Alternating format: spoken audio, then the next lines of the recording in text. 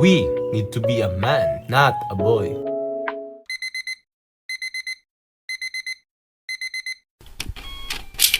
Morning! Nakagising ko lang po, no? And oras na para maligo. Pero bago ako maligo, mag-meditate muna ako. Kahapon hindi ako napag-meditate kasi late yung gising ko. Pero ngayon, maaga, no? So, meditate muna tayo.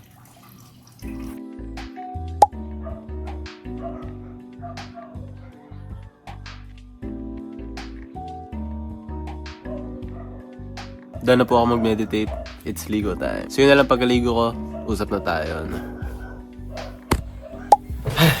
Hi guys! So, nakaligo na ako, no? And usap muna tayo bago ako pumasok. Ang pag-uusapan natin is mahirap maging lalaki. Super hirap maging lalaki. Kung lalaki ka, pinapanood mo to, siguro hindi mo pa alam yung hirap, ano? Or maybe alam mo na first hand. Pero sobrang hirap maging lalaki. Marami silang nagtatanong, bakit? Pero hindi naman yun. Pero iba kasi eh. Pag lalaki ka, you have duties to fulfill. May mga responsibilidad kang bawal mong iwanan. May mga ulo kang kailangan pakainin. May pamilya kang bawal gutumin. Responsibilidad mo lahat yun bilang lalaki. Kasi hindi mo pwedeng ihasa sa asawa mo na siya magtrabaho tas ikaw yung nasa bahay. Bawal. Kasi lalaki ka. Trabaho mo yun. Kailangan mag-work ka. Mag-work and work and work and work para mapakain mo yung pamilya mo, no? Minsan tayo hindi na natin iniisip yung sarili natin, no? And maybe that's because second nature na lang. Kasi nga, bilang lalaki, our only job is to provide food, provide shelter. Trabaho natin yun. And yun yung trabaho na bawal nating iwan. That's our job bilang lalaki. Eh minsan bilang lalaki, sa sobrang hirap, wala ka ding pagsasabihan ng hirap mo. Madalas sa atin, wala talaga. Kumbaga,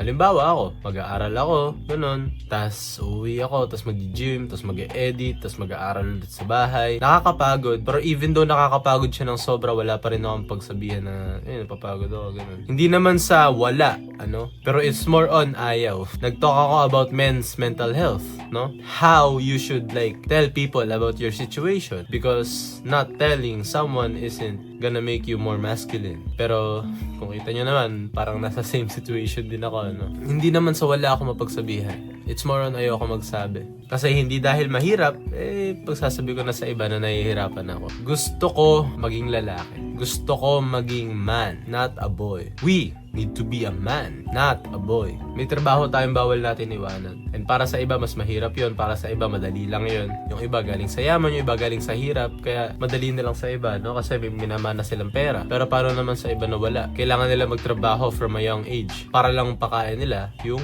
pamilya nila. Kahit na may pera ka, kahit na medyo mayaman ka, bilang lalaki, kailangan mag-start ka na. Kasi hirap lang yan ang ihirap. It's never easy. Yung path, no? Yung daanan para mapunta ka sa goal mo. Puno ng puno ng tinik. Yung lalakaran mo. Kasi mahirap. So ngayon pa lang mag-start ka na. Yun yung one message ko sa inyo. Mag-start ka na ngayon. And mahirap maging lalaki. And kailangan mo tanggapin yun to grow. Kailangan mo tanggapin na mahirap talaga maging lalaki. And once you accept that, once na you're at peace with that fact, you will actually grow. It's hard being a man, pero it's harder not to fulfill your duties as a man. Yun lang po, papasok na po ako. See you na lang guys mamaya pagpababa na ako, ano. Maraming salamat sa pakikinig. And sana may natutunan kayo. Mag-comment kayo ng one dot kung may natutunan kayo. Yun lang, bye-bye.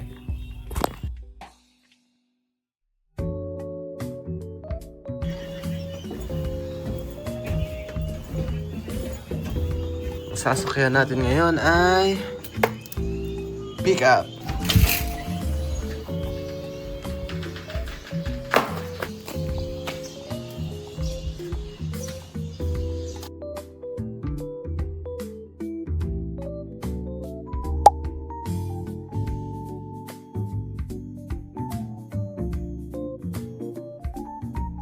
Hi guys! So, tapos na po ang aming paaralan. Tapos kami mag-aaral, pupunta muna kami bilyaran bago mo yan. Yung mga tropa, mag-hi nga kayo, mag-hi. Hello po.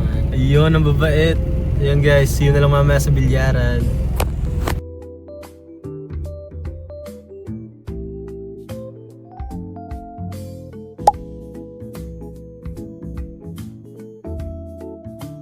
Hi guys, nakauwi na po ako, no? And kung makikita nyo, parang nakapaghilamos na ako at lahat, ano? That's because magpapagupit po ako. And hindi muna ako mag-gym kasi may wrist injury ako, no? So pagkasuntok ko kasi ng bag, gumanon. So, it really hurts. Kahapon nakapag-gym ako kasi back day, puro diretso yun, puro pulling motion kasi. Pero pag chest day kasi igaganon, which really hurts for me, no? Hindi ko maiganon mabuti kamay ko kasi na-injure yung wrist ko. Pero other than that, diretso na po akong pagupitan, no? So, yeah. See you lang guys mamaya pag nasa pagupitan na ako. Bye-bye! What's up mga boss? Bagong gupit na naman tayo, bagong tabas. Pinalagyan ko pa ng ukay pa. Good shit din ano, uwi na ako guys. Bye bye.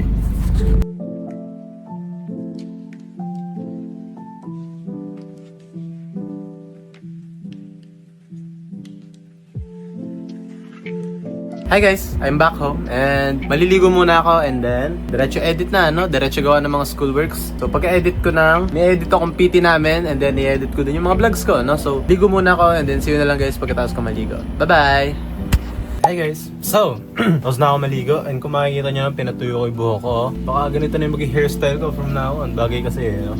So, tapos na ako maligo and mag-edit na ako ng PT. Actually, nag-edit na ako. This is 1 hour of work. Look at this. Napakahirap niyan para sa akin. Hindi ko madali-dali kahit ano gawin ko, kaya yan. So, tutuloy lang ako mag-edit and then, see you na lang guys mamaya. Feel ko hindi ako makakapag-edit ng mga vlog ko ngayon, ano? Napakadami ko ng videos behind na naman. Pero, I'll try, ano?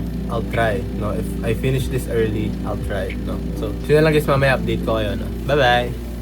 Hi guys! So, I'm really tired. Akala ko magiging saglit lang editin to, pero it's really time consuming. Nag-start ako ng 7, it's now 12:29 AM. Hindi ko kaya mag-edit ngayon ng sarili kong vlog. Ano? So, dito ko natatapusin yung video. Hindi rin tayo nakapag-jogging pala, no? Ayop. I need to improve my time management. So, at least alam ko na, no? Pero other than that, dito ko natatapusin yung video. Maraming salamat sa panonood, sa pakikinig, sa pagsubaybay sa akin, no? And see you tomorrow, where I improve further. Or at least I try. No? Bye!